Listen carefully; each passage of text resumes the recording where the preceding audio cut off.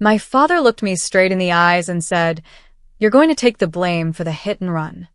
He thought I was just his quiet daughter. He had no idea I was the judge. But when I discovered the victim had been investigating my family, my sister disappeared, and someone sent me a photo of myself inside my own courtroom, I realized this was never just about a car accident. Someone had planned everything, and they were counting on me to stay silent. Would you have protected your family or exposed them? Tell me in the comments, and subscribe for more stories of family betrayal, hidden secrets, and unexpected justice. My father called me at 11:47 on a Tuesday night and asked me to confess to a crime I had never committed.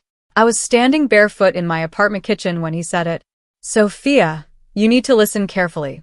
My name is Sophia DuPont.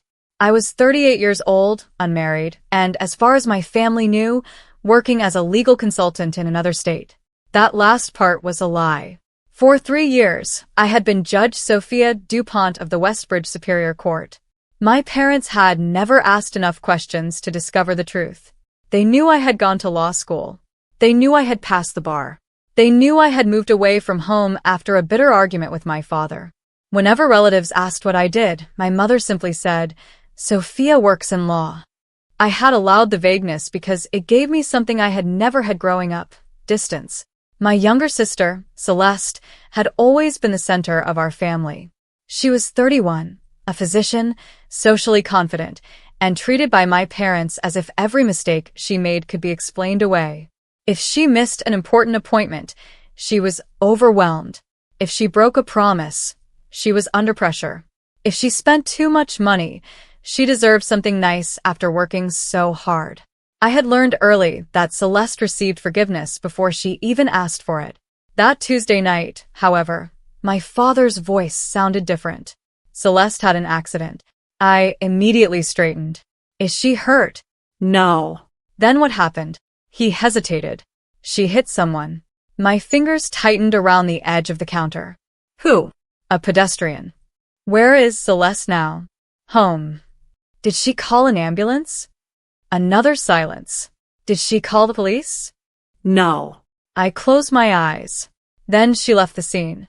"Sophia, don't make this more dramatic than it is.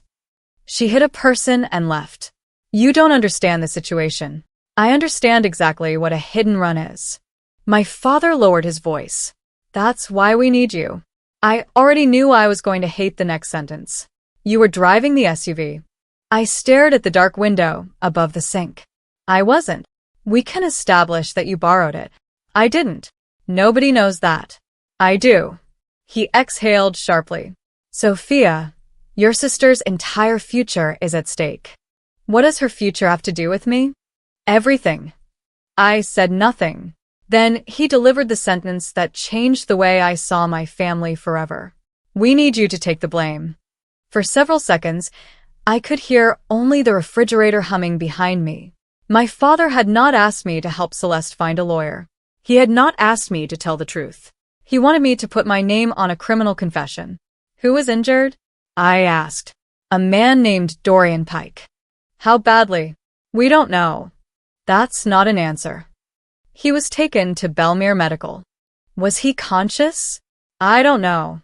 I walked toward the window. The courthouse was visible across the street from my apartment. Its upper floors were dark, but my office light was still on.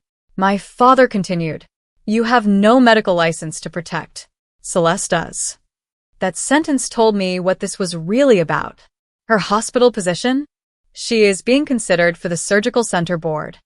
So that's more important than an injured man? Don't twist my words. I'm not. You have no idea how quickly one accusation can destroy someone. Apparently I do. He became irritated. You always make everything difficult. No, Dad. You made the decision difficult when you decided Celeste should be protected by sacrificing me. My mother suddenly joined the call. "Sophia, please." Her voice was softer. "Your sister has worked for years to build her career. And what have I done? You have a stable life." I almost laughed. "A stable life? You're independent. You don't have children. You don't have a practice to lose." I stared at the floor. There it was. In my mother's mind, My life had fewer consequences because it did not look like Celeste's. What exactly have you prepared? I asked. My father answered immediately. A statement. Already. We have a lawyer. Who? Martin Vale. I knew Martin. He had appeared before my court more than once, although my family did not know that. He was expensive, careful, and extremely good at making bad facts sound less dangerous. What does he want me to sign? An admission that you were driving. Where was I supposed to be? At the Belmere intersection. At what time? Just before midnight. I looked at the clock. 11:53. 7 minutes had passed since my father called. The precision bothered me. Why did you wait until tonight? We needed time. For what? He did not answer. I ended the call. Then I called Celeste. She picked up immediately. Sophia? Did Dad tell you what he wants me to do? Yes. Is it true? What? Did you hit Dorian Pike? Her breathing changed. No. I froze. Then why is Dad blaming me? I don't know. Celeste. I swear I didn't hit him. Then tell me what happened. She was silent. I waited. Finally, she said, I was at the Marrow Street warehouse. Why? Dad sent me. What were you supposed to collect? Documents. What documents? Financial records. That was the first surprise. What kind of financial records? I don't know exactly. You went into a warehouse at midnight for documents you didn't understand? He told me it was urgent. And I arrived around 11:20. Was the SUV there? Yes. Who was driving? I wasn't. My heart began beating faster. Who was? I don't know. Celeste, stop saying you don't know. I saw someone. Who? A man. What did he look like? Tall. Gray jacket. There was a scar on his chin. I moved to my desk and opened my laptop. Did he get into your SUV? Yes. Why? I don't know. Did he speak to you? No. Then what happened? I heard a crash later. Where? Near the intersection. You were there? I was still inside the warehouse. Did you see the SUV leave? Yes. Who was driving? Celeste began crying. I couldn't see his face. I sat down. Then why did Dad say you were driving? I don't know. You're hiding something? No. You are. She did not answer. Then I heard another voice in the background. My father's. Celeste, give me the phone. She whispered. I have to go. The call ended. I remained at my desk for several seconds. Then I opened the secure court system. I searched Dorian Pike's name. The case had not yet been assigned, but there was already an emergency filing, a request to preserve evidence from the hit and run. The attached photograph showed Celeste's SUV. I enlarged it. The damage was on the passenger side. That made no sense. If the vehicle had struck a pedestrian at the intersection the way my father described, the front end should have been damaged. Instead, the impact was concentrated along the right side. I looked at the timestamp. 11:38 p.m. That was before Celeste said she heard the crash. Something was wrong. At 12:26 a.m., another email arrived. It was from my court administrator. Judge DuPont, sorry to contact you this late. We received additional evidence concerning tomorrow's emergency hearing. I opened the attachment.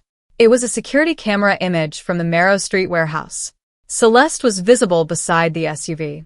She was not in the driver's seat. A man was standing at the driver's door.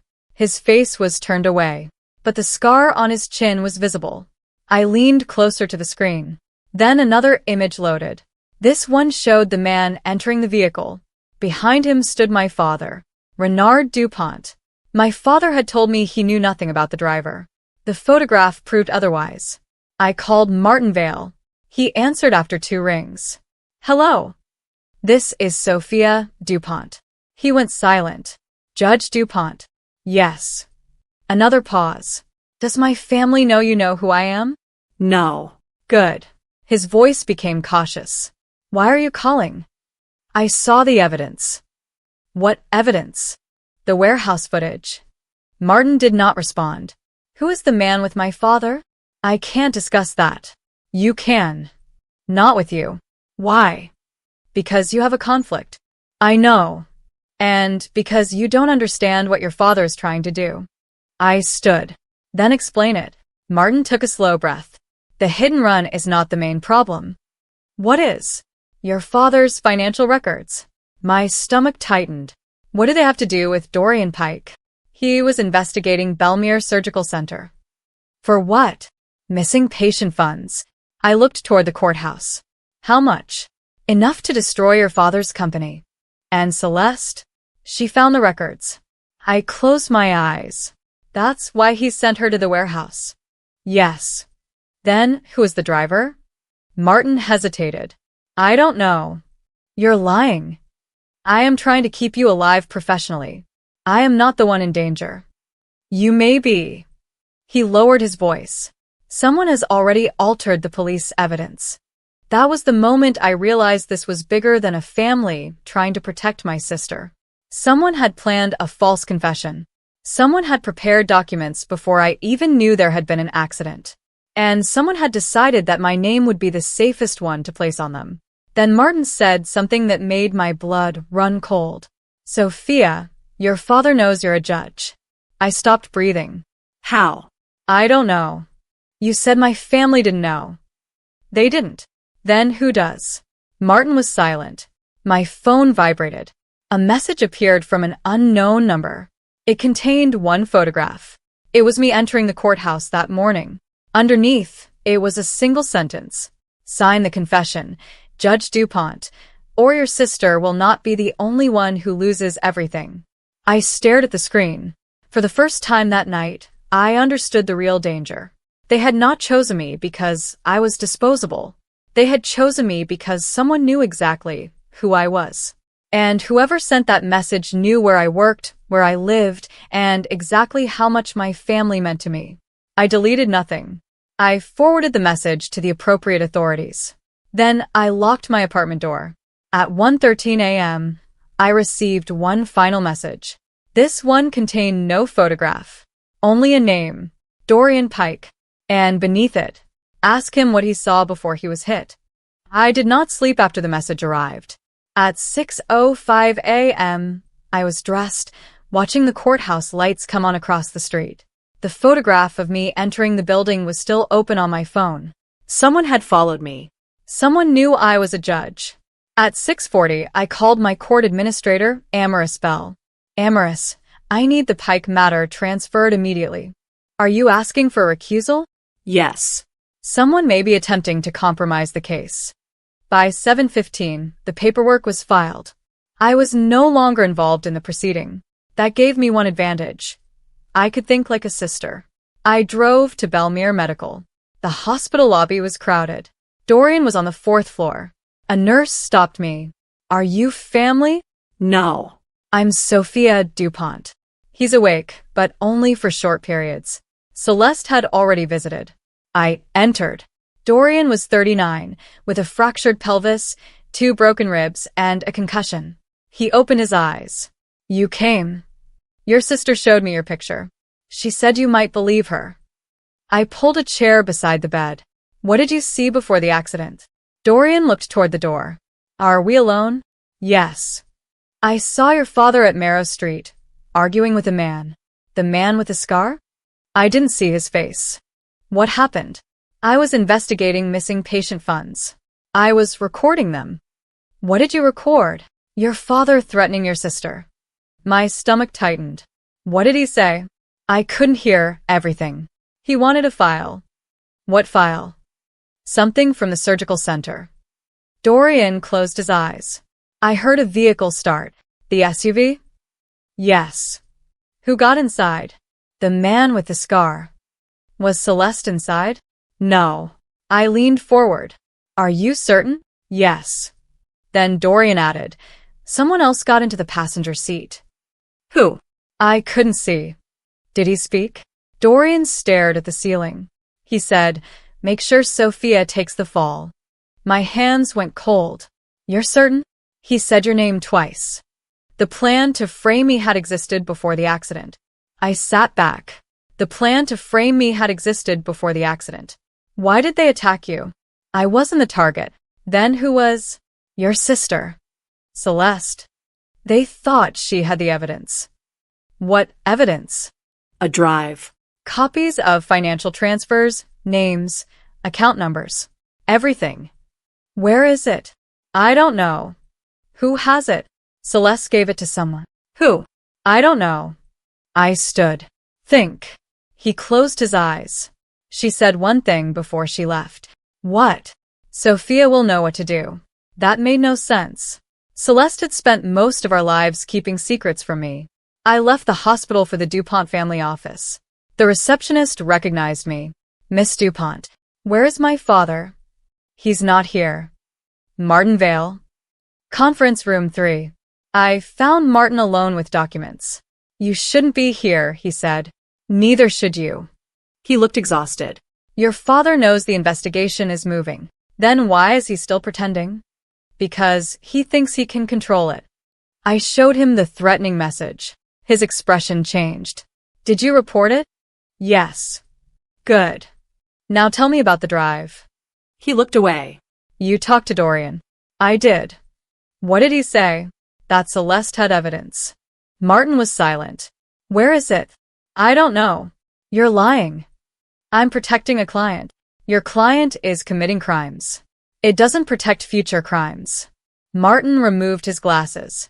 Your father wants the drive. So, does the prosecutor. He believes Celeste gave it to you. I stared at him. Why? Because you're the only person in the family he cannot intimidate. He tried last night. Martin's expression hardened. He will try again. Who is driving? I still don't know. Then tell me what you do know. Martin opened a file. His name may be Lucien Voss. I recognized it. Former security contractor. Correct. Why was he at the warehouse? Your father hired him 6 months ago. He was dismissed. Officially. Unofficially. Your father kept paying him. For what? Martin hesitated. The kind of problems that never appear on invoices. Where is Lucien now? Missing since the night of the accident. I asked the question that mattered most. Did my father know I was a judge? Martin shook his head. No. Then who sent the message? I don't know. My phone rang. Celeste. Where are you? I asked. At the old family house. Why? Dad called me here. Don't go inside. It's too late. I heard a door close. Sophia, someone has been here. What do you mean? My bedroom was searched. Is anything missing? The envelope I hid. What envelope? The original bank records. I stood. Celeste, leave the house. I can't. Why? I found Dad's safe open. What was inside? Her voice dropped. Your old court photograph. I froze. The photograph of you in your judge's robe. My father and Martin had claimed they knew nothing, yet someone had searched for proof of my identity. Then Celeste whispered, "There's a note. Read it." She took a breath. It says, she was never supposed to see the records. If she does, use the judge against her. My stomach tightened. Someone had built the plan around my hidden identity. And now that person knew Celeste had the evidence. Celeste, listen to me. Do not leave the house alone. Why? Whoever searched your room isn't looking for money. What are they looking for? The drive. A door slammed somewhere inside the house. Celeste stopped breathing. Sophia? What? Someone just came into the house. Then the call went dead. I grabbed my coat. I finally understood the danger. Dorian had not been the only person they were trying to silence. Celeste was next. And if that person found the drive, they could destroy my sister, my career, and the truth at the same time. I reached the DuPont house 11 minutes after Celeste stopped answering my calls. The front door was open. That made me stop before stepping out. I called police, then stayed behind the wall until sirens approached. I knew better than to enter a possible crime scene, especially after someone had already threatened me. 2 officers searched the house. They found no Celeste. They found her phone on the kitchen floor. Her purse was still beside the stairs. Her car was still in the garage. But the safe in my father's study was empty. I stood outside while Detective Orson Vale, A broad-shouldered man in his early 50s examined the scene. "You know the family?" he asked. "I'm one of the daughters." The judge. Formerly assigned to the related matter. I recused myself. He nodded. "Good." He studied me. "Your sister wasn't abducted in the usual sense." "What does that mean?" "There are no signs of a struggle." "Then where is she?" "We don't know." He handed me a small evidence bag. Inside was a torn piece of paper. 3 words were visible. Marrow Street. Midnight. I looked at Detective Vale. That was where the accident happened. Was it? Yes. He frowned. Who else knows? My father. Martin Vale. Lucien Voss. Anyone else? Dorian Pike. Detective Vale wrote the names down. Then he asked, "Who is Lucien Voss?" I told him. His expression changed. "Interesting." "What?" "He's already on our radar." "Why?" "His vehicle was captured near Belmere Medical last night." My pulse increased. "After the accident?" 2 hours after." "Did you find him?" No. "What was he doing there?" "We don't know." The detective walked back toward the house. Then he stopped. "Sophia." I turned. "If your sister contacts you, don't arrange the meeting yourself." "Why?" "Because whoever took her may be expecting you to do exactly that." I nodded. The police spent another hour inside the house. At 9:30 that morning, I drove to my mother's apartment. She opened the door before I knocked twice. "Where is Celeste?" "I don't know." Her face went pale. "What happened?" "She disappeared." My mother covered her mouth. "Your father said she was going to the hospital." He lied. She sat down. I remained standing. "Mom, I need the truth." "I've told you everything." No. She looked up. "You told me what you could survive telling me." Her eyes filled with tears. "You sound like your father." "I never want to sound like him." "Then stop asking questions." "I can't." She looked toward the window. "Your father has been afraid of someone for years." Who? "I never knew his name." "What did he look like?" "Older. Gray hair. Always wore gloves." "Why was Dad afraid?" "Because he had evidence." "Evidence of what?" "Something that happened before the surgical center." I sat across from her. "What happened?" My mother folded her hands. "Your father had a business partner named Adrian Kessler." I had never heard that name. They built the first medical investment company together. Then Adrian disappeared. Disappeared? His body was never found. I stared at her. Was my father involved? "I don't know." "Mom, I don't know." She began crying. "But I know Adrian had financial records." "What records?" "Payments. Secret accounts. Names." "The same kind of records Dorian found?" "Possibly." I leaned forward. "Where are those records now?" My mother looked at me. "Your father believed Adrian's daughter had them." "Who is Adrian's daughter?" She shook her head. "I don't know." That answer felt rehearsed. Before I could press her, my phone rang. It was Celeste. I stood immediately. "Where are you?" "Don't ask." "Are you hurt?" No. "Then tell me where you are." "I can't." "Celeste, I'm trying to protect you." No. "You're trying to protect everyone." "What does that mean?" "I found out why Dad wanted you to take the blame." My mother watched me. "Tell me." "He wasn't protecting me." "I know." "He was protecting himself from someone else." Who? "I don't know." "Where are you?" She hesitated. "Somewhere Dad used to take me when I was a child." "That doesn't help." "There's a blue door." I closed my eyes. "The old clinic?" "Yes." The abandoned pediatric clinic on Veron Street had been closed for 15 years. My father owned the building. "Stay there." No. "Celeste, I can't trust you." That hurt more than I expected. "Why?" "Because someone has been watching you." "I know." "No, Sophia. You don't." Her voice trembled. "They knew you were a judge before Dad did." I looked at my mother. How? "I don't know." Celeste continued. "They showed me a file." "What file?" "Your entire life." My hand tightened around the phone. "School records. Bar records. Your courthouse appointments. Even your apartment lease. I felt cold. Who showed you? I never saw his face. Then how do you know it was a man? Because he spoke. What did he say? She whispered. He said our father was never the person giving the orders. The call went silent. Celeste. No answer. Celeste. The line disconnected. I immediately called Detective Vale. He answered. Where are you? Veron Street. I need you to listen. I told him everything.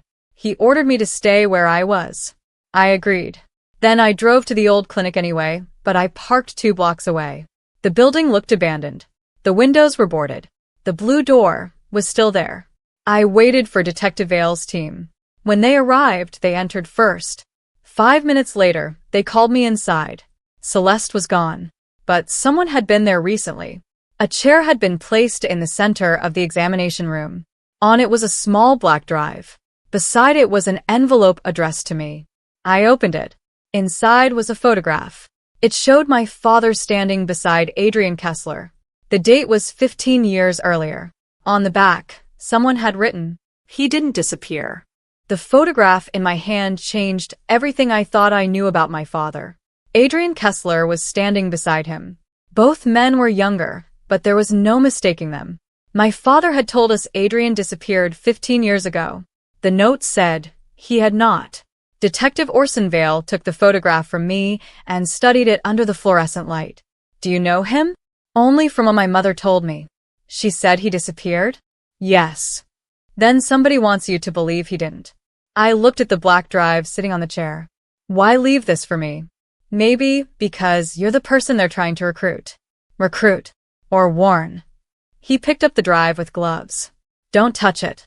I wasn't planning to. We were standing inside an abandoned pediatric clinic on Veron Street. The building smelled of dust and old disinfectant. The examination rooms were empty, but recent footprints crossed the floor near the rear hallway. Celeste had been here. That much was certain. Whether she had left voluntarily was another question. Detective Vale turned toward one of his officers. Search every room. Then he looked at me. You said your mother knew Adrian? She knew about him. Take me to her. We left the clinic at 4:18 p.m. 20 minutes later, I was back at my mother's apartment. She opened the door and immediately noticed the photograph in my hand. Her face changed. You found it. I stopped. You knew. She sat down slowly. I knew someone would eventually find that photograph.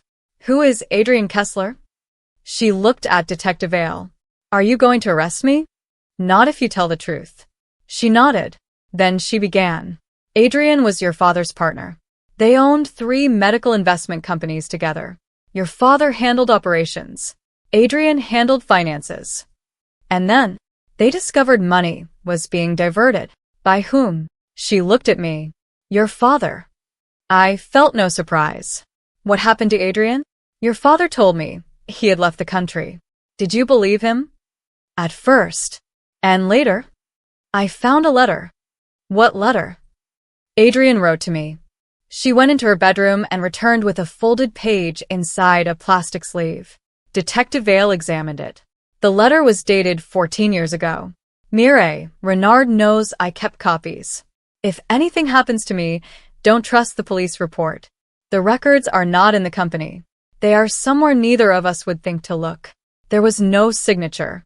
I read it twice. Why didn't you tell anyone? My mother looked ashamed. Because I was afraid. Of Dad. Of what he had become. Detective Vale asked, Did you ever see Adrian again? She hesitated. Once. When? 2 years later. My head snapped toward her. You saw him? At a train station. Was he alive? Yes. Did you speak to him? Only for a minute. What did he say? She swallowed. He told me Renard was not the person I should fear. I stared at her. Then who? He said, the person above him has been waiting for Sophia. My entire body went still. Sophia? He knew your name. Why? I don't know. Detective Vale stepped closer. Did Adrian tell you where he was going? North. North where? He said he had a daughter. I remembered Dorian's words. Someone else had the evidence. Adrian's daughter. The missing records. The drive. Celeste. The connection was beginning to form.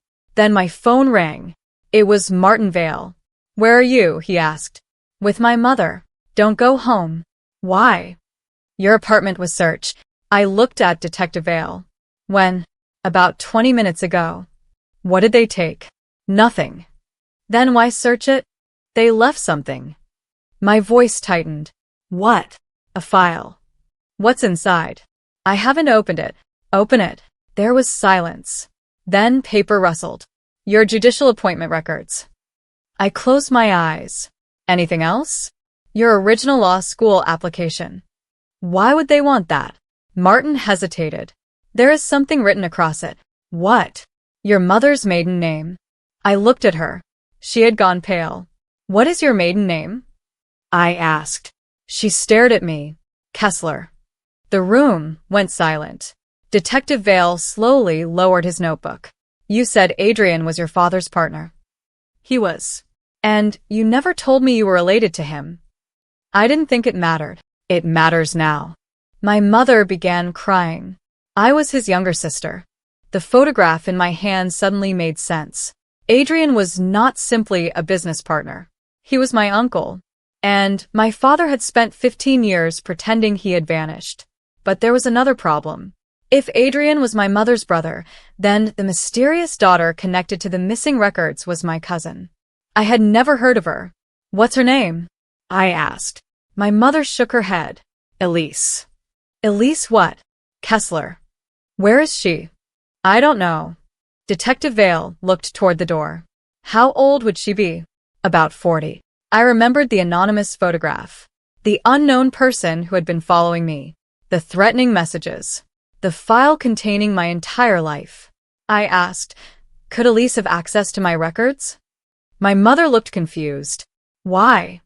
"Because whoever is watching me knows things only someone with access to official records could know." Detective Vale's phone rang. He answered. His expression changed. "What happened?" He listened. Then he looked at me. "The drive is clean." I frowned. "Clean?" "No fingerprints. No useful files." "Then why leave it?" He hesitated. "Because there is one audio file." My pulse increased. "What does it contain?" "Your father." He played it. My father's voice came through the phone speaker. "I told you to leave Sophia out of this." Another voice answered. That was before she became a judge. My breathing stopped. My father's voice became angry. "She doesn't know about Adrian." "She knows now." "Then move Celeste." I looked at Detective Vale. The recording continued. "Where?" "The clinic." "We can't keep her there." "Then take her to the river facility." The recording ended. My mother covered her mouth. "What river facility?" I asked. She shook her head. "I don't know." Detective Vale was already calling his team. I stood. "Wait." He looked at me. "There's something wrong." "What?" My father said. "Move Celeste." "Yes." But if he had ordered her abduction, why would he leave a recording? Detective Vale stared at me. I continued. "Someone wanted us to hear that.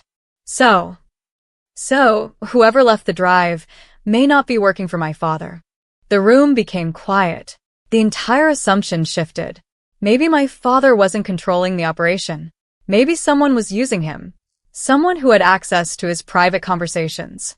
Someone who knew about Adrian. Someone who knew I was a judge. Someone who knew Celeste had the records. Detective Vale's phone rang again. He answered. This time, his face became completely serious. "Where?" He listened. "Don't touch anything." He hung up. "What happened?" I asked. "We found Celeste's car." "Where?" "At the old river facility." My mother stood. "That place was closed years ago." "Who owned it?" I asked. She looked at me. "Adrian." The next 20 minutes passed quickly. Detective Vale refused to let me accompany the police team. I understood why. I stayed at the command vehicle while officers entered the abandoned facility beside the Northmere River. The building had once stored medical equipment. Now it was mostly empty. At 6:02 p.m., an officer emerged. "Detective." Vale ran toward him. I watched from behind the barrier. A minute later, he returned. Celeste isn't here. Then why was her car there? Because someone wanted us to find it. He handed me another evidence bag. Inside was a photograph. It showed Celeste sitting in a chair. She was alive. Her hands were not tied. She was looking directly at the camera. On the back was a message. Sophia, stop looking for me. I stared at it. Then I noticed something. Behind Celeste was a wall. On that wall was a clock. The time displayed was 8:14. I looked at Detective Vale. What? That photograph wasn't taken today. How do you know? Because that clock stopped working 12 years ago. He stared at me. So, whoever sent this photograph has been keeping it. No. I pointed to Celeste's clothes. Look at her. She was wearing the same blouse she had worn when she disappeared. The photograph had been taken that day, but the clock showed an old time. It was staged. Someone wanted us to believe Celeste was still at the facility. Then my phone rang. Unknown number. I answered. Nobody spoke. I could hear water in the background. Then a man's voice said quietly, "Your father lied about Adrian." I said nothing. He lied about Celeste. Who are you? You should ask your mother what happened on the night Adrian disappeared. I looked at my mother. She was trembling. The man continued. She was there. The call ended. I turned toward my mother. Mom. She couldn't look at me. Detective Vale stepped closer. What did he mean? My mother whispered the answer. I was there. Where? The night Adrian disappeared. And she finally looked at me. Your father did not kill him. I waited. Then who did? Her voice broke. I did. I could not move. I killed Adrian. Detective Vale looked at her. Start at the beginning. 15 years ago, Adrian discovered Renard was moving money from our medical companies. He confronted him at the river facility. I followed them because Renard told me Adrian was going to destroy us. What happened? They argued. Adrian had a folder. Renard wanted it. Adrian refused. I tried to take the folder. Why? Because I was afraid. Adrian grabbed my wrist. I pulled away. He lost his balance and struck the edge of the metal table. Detective Vale asked, was he alive? Yes. Then I called Renard. He came back. Adrian was unconscious. I wanted an ambulance. But your father didn't. No. He said if Adrian survived, both of us would go to prison. He moved Adrian? I don't know where. I thought I killed him. That distinction changed everything. Detective Vale stared at her. Did you see a body? No. Did you see Adrian die? No. Then you did not kill him. My mother began crying. I believed I had. What happened to the folder? Renard took it. And Adrian? He disappeared. Then my phone vibrated. A new message appeared. Ask your mother what she did with the bloodstained coat. I showed Detective Vale. He immediately looked at my mother. Where is it? She whispered, storage. We drove to a storage facility on the eastern edge of Westbridge. Inside were old boxes and locked containers. She pointed to a black trunk. Detective Vale opened it. Inside was a gray coat. Dark stains covered the sleeve. Beneath it was an envelope. The envelope contained a 15-year-old train ticket to Montreal with Adrian's name on it. My mother stared. He left. There is no departure stamp, Detective Vale said. The ticket had been purchased but never used. Then I found a Montreal hotel receipt dated 2 days after Adrian disappeared. Did you know? No. Detective Vale photographed everything. Then his phone rang. A minute later, he showed me a security image from a train station. A gray-haired man stood near the platform. The timestamp was from the previous day. He enlarged the face. The eyes were unmistakable. Adrian Kessler was alive. That's him, my mother whispered. Where was the photograph taken? Westbridge Central Station. I stared at the screen. Find him. We will. If he's alive, he may be the only person who knows what my father has been hiding. He may also be behind your threats, Detective Vale said. We returned to the courthouse for archived records. While he worked, I waited in the lobby. My phone vibrated. A message from an unknown number. Stop looking for Adrian. I looked around. Nobody seemed to be watching me. Another message arrived. He is looking for you. I showed Detective Vale. He immediately checked the building cameras. 5 minutes later, he returned. Someone accessed your old appointment file 20 minutes ago. From inside. Yes. That frightened me. Someone had access to restricted records. At 8:42 p.m., Detective Vale received a call. He listened, then looked at me. We found Adrian's address. Where? Calder Lane. I knew the street. It was less than 2 miles from my apartment. A small house stood at the end of the block. One lamp was on. Detective Vale knocked twice. The door opened. A gray-haired man with a scar near his left eyebrow stood there. My mother gasped. Adrian. He looked at her. Then at me. You look like your father. I stepped inside. You're alive. Yes. Where is my sister? Celeste found the black drive. It's empty. It is supposed to be. It's a key. To what? He opened a cabinet and removed a small metal box. Inside was a handwritten ledger of names, dates, accounts, and payments. My father's signature was at the bottom of the first page. What is this? The original record. Of the people? Everyone Renard paid. One page listed Lucien Voss. Another showed Martin Vale. Then I saw my mother's name. I didn't know, she whispered. You knew enough, Adrian answered. Then I saw my own name, Sophia DuPont. Beside it was the date I became a judge. Why is my name here? He did not answer. Because your father has been watching you since the day you became a judge, he finally said. Detective Vale's phone rang. He listened, then looked at me. Your father has been released. How? Someone posted his bond. Adrian looked toward the window. Then we're too late. Why? He knows where Celeste is. Where? Before he could answer, the lights went out. Glass shattered. Detective Vale pulled me to the floor. A second shot struck the wall. Stay down. Footsteps moved outside, then stopped. Adrian whispered, They're not here for me. Then who? You. My phone vibrated. One message appeared. Come to the courthouse alone. Bring the black drive. Underneath was a photograph of Celeste. She was sitting in a dark room. Alive. Behind her stood my father. But he wasn't holding a weapon. He was holding a photograph of me in my judge's robe. The photograph had been taken that morning, inside my chambers. Adrian looked at it. They know about the ledger. Who? He answered with a name I had never heard. Elise. My mother whispered. No. Adrian looked at her. You knew she came back. Who is Elise? I asked. My daughter. Before I could respond, Detective Vale's phone rang. He listened, then lowered it. The courthouse has been evacuated. Why? A bomb threat. I looked again at the message telling me to come there alone. They weren't asking me to walk into a trap. They were clearing the building for one. The courthouse was empty when I arrived, but I did not go inside. I stood across the street with Detective Vale, watching emergency vehicles surround the building.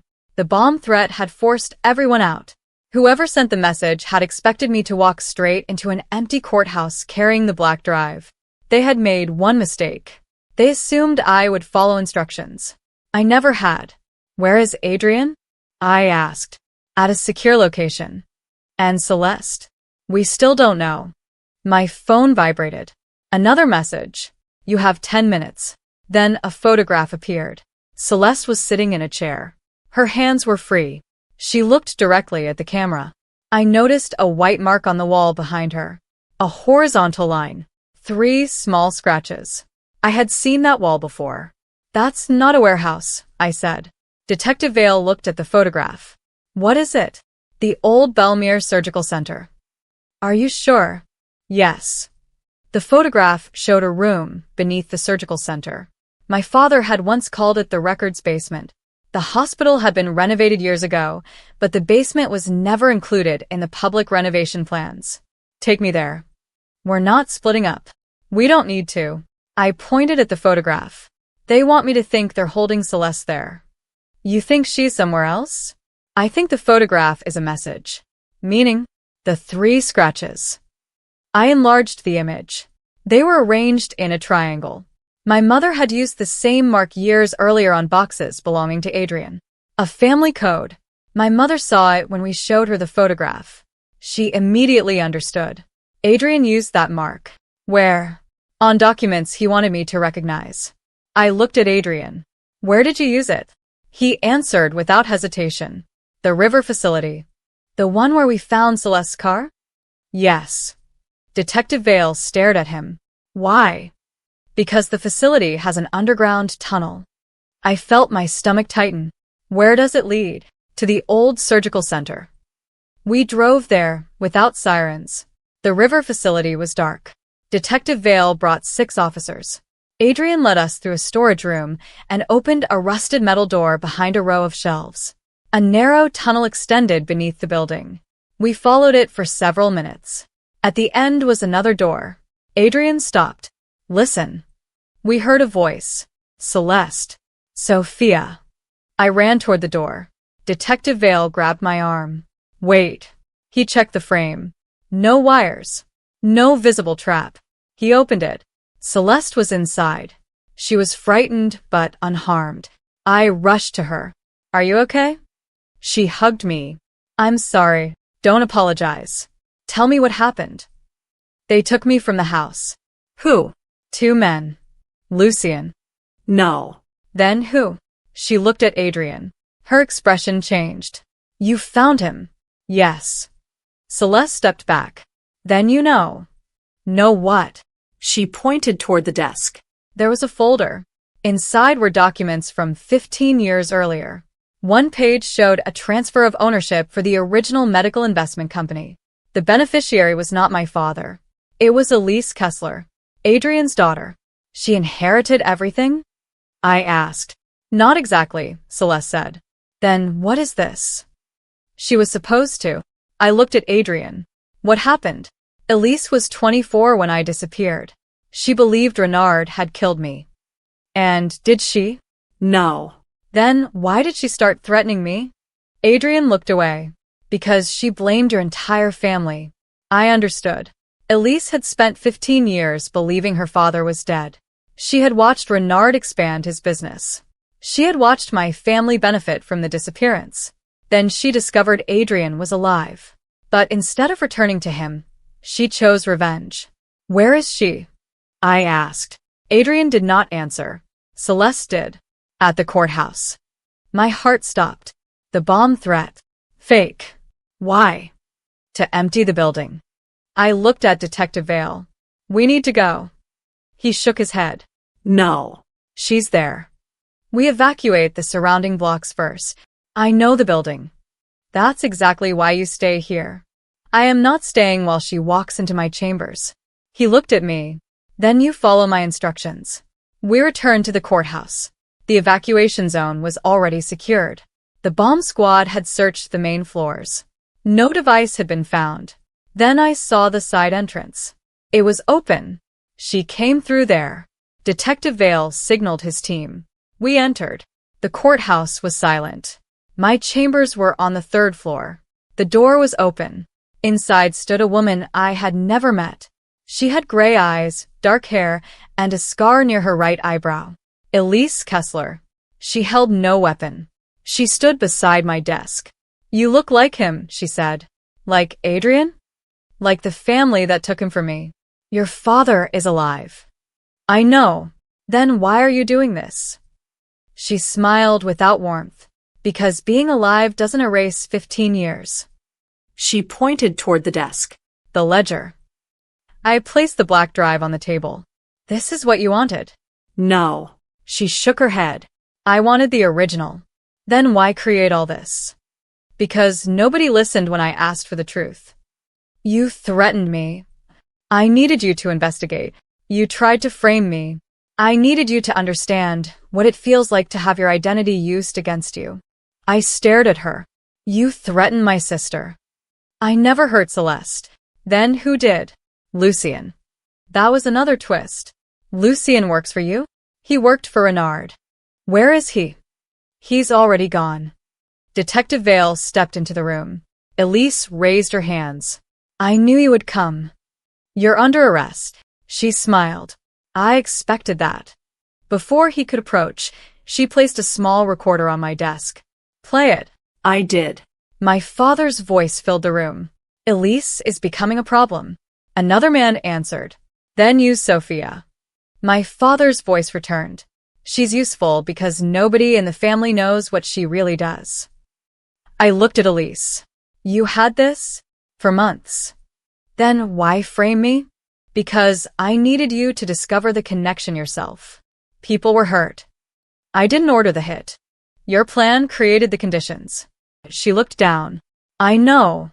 For the first time, she sounded genuinely regretful. Then the door behind her opened. My father walked in. Renard Dupont. He looked at Elise. You are always your father's weakness. Elise turned. You lied to me. I protected myself. You told me Adrien was dead. He was supposed to be. Adrien's voice came through the hallway. No, Renard. You simply wanted him forgotten. My father went pale. Adrien entered. They stared at each other. 15 years disappeared from the room. My father whispered, You should have stayed gone.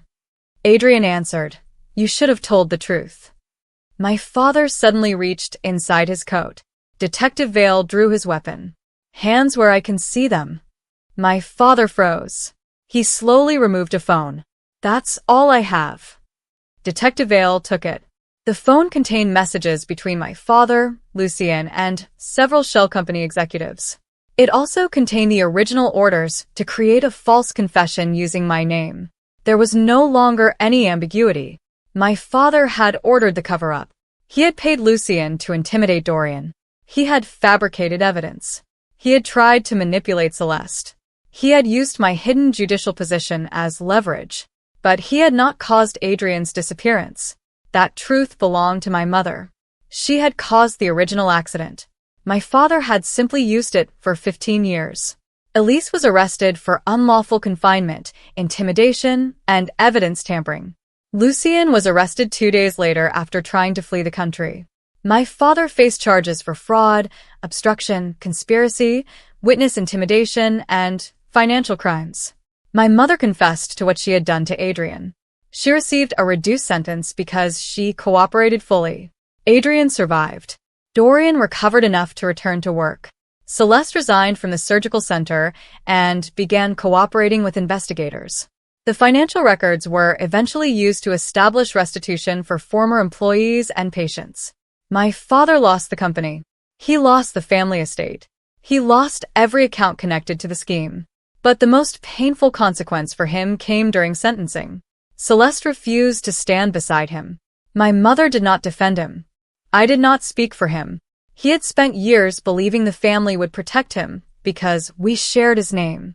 When the sentence was read, nobody did. Months later, I returned to my courtroom. My recusal from the original case had remained permanent. I never used my position to influence the investigation. That mattered to me. I had not defeated my father. The evidence had. One afternoon, Celeste visited my chambers. She placed a folder on my desk. What is this? An apology. I opened it. Inside was a letter. She had written about everything she had hidden from me. She admitted that she had known about the financial misconduct for months. She admitted that fear had made her silent. Then she wrote one final sentence. You were the only person in our family who never needed to be protected from the truth.